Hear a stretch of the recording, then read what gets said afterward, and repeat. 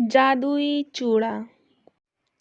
यह कहानी अंजलि की है, जो कि बहुत ही सुंदर रहती है और उसकी जल्द ही शादी होने वाली रहती है। तभी उसकी माँ वहाँ पर आती है। अरे अंजलि, तेरी शादी होने वाली है, तुझे शॉपिंग वॉपिंग करने नहीं जाना है? कुछ ही दिन बचे हैं, अपने भाभी के साथ जाकर शॉपिंग कर लो।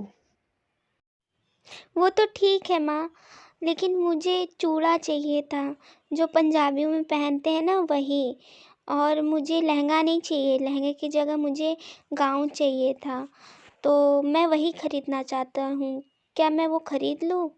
बोलिए माँ। तेरा दिमाग खराब हो गया अंजलि। ये चूड़ा पंजाबियों में पहनते हैं और हम लोग गुजराती हैं। और ये गाउन का क्या लगा कर रखा है? ये सब हम लोग में नहीं पहना जाता है। अपने भाभी के साथ जाकर सीधे से लहंगा खरीद लेकर आओ।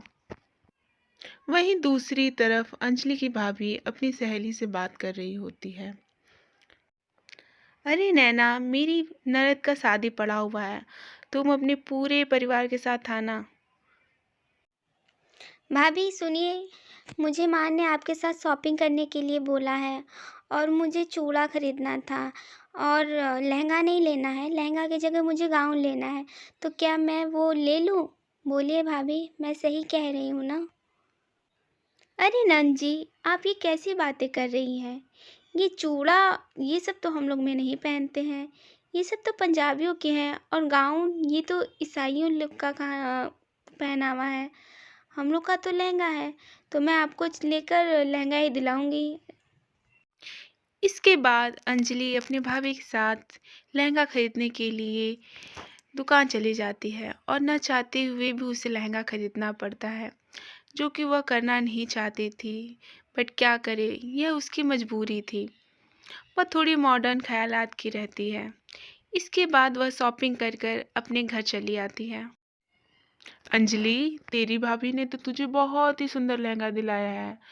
देखना, तू अपने शादी में सबसे प्यारी लगेगी। यह लहंगा तुझ पर बहुत जचेगा। लेकिन माँ, मैं क्या बोलूँ आप लोग को? अ, मैं चाह कर भी कुछ नहीं बोल सकती।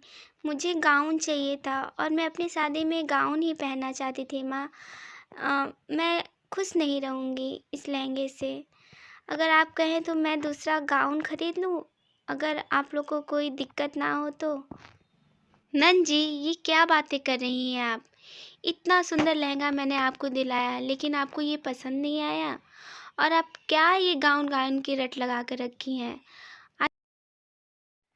इसके बाद अंजलि बहुत ही उदास होती है और वहीं दूसरी तरफ अंजलि की माँ उसकी शादी का मुहूर्त निकलवाने लगती है, क्योंकि जल्द ही उसकी शादी होने वाली रहती है। इस सभी चीज़ों से अंजलि बहुत ही उदास रहती है और इसी तरह उदास होते हुए एक दिन वह टहलने के लिए बाहर चली आती है। तभी वह एक बूढ़ी माँ को लेटा हुआ देखती है और वह उन्हें उठाती है, जिससे खुशी होकर दादी माँ उसे बहुत ही आशीर्वाद देती है और दादी उससे कुछ मांगने के लिए बोलती हैं, क्योंकि वह एक जादुई औरत रहती है। क्या बताऊँ दादी, मैं अब बहुत दुखी हूँ इस टाइम, क्योंकि मेरे घर वाले मुझे गाउन और लहंगा दिला रहे हैं और मुझे चूड़ा चाहिए था, लेकिन मुझे कोई चूड़ा नहीं दिला रहा है। ये सब बातें सुनते ही दादी देखते ही देखते वहाँ पर चूड़ा ला देती है और उन्हें आशीर्वाद देती है कि वह जब भी इस चूड़ा से कुछ मांगेगी तो उसे ज़रूर मिल जाएगा। बेटा, तुम इस चूड़े को पहनकर जो कुछ मांगोगी वह तुम्हें अवश्य ही जरूर जल्दी से मिल जाएगा। ठीक है बेटा। आपका बहुत बहुत धन्यवाद दादी माँ। आपने मेरी बहुत ही मदद की है। और ये चूड़ा तो बहुत ही सुंदर है, बहुत ज़्यादा सुंदर। जितना मैंने सोचा था उससे कहीं ज़्यादा सुंदर है। मैं आपका बहुत ही शुक्रगुजार हूँ। इसके बाद अंजलि चूड़ा लेकर अपने घर चली आती है और वह चूड़ा पहनकर जैसे ही बोलती है कि हे चूड़ा, मुझे एक सुंदर सा गाउन दे दो, तभी वह तुरंत ही एक गाउन में बदल जाता है। आज मैं बहुत खुश हूँ, बहुत ज़्यादा। उन दादी की बातें सारी सच हो गई। इसके यह सब देखकर अंजलि बहुत ही खुश होती है और वह जाकर अपनी भाभी को सारी बातें बता देती है।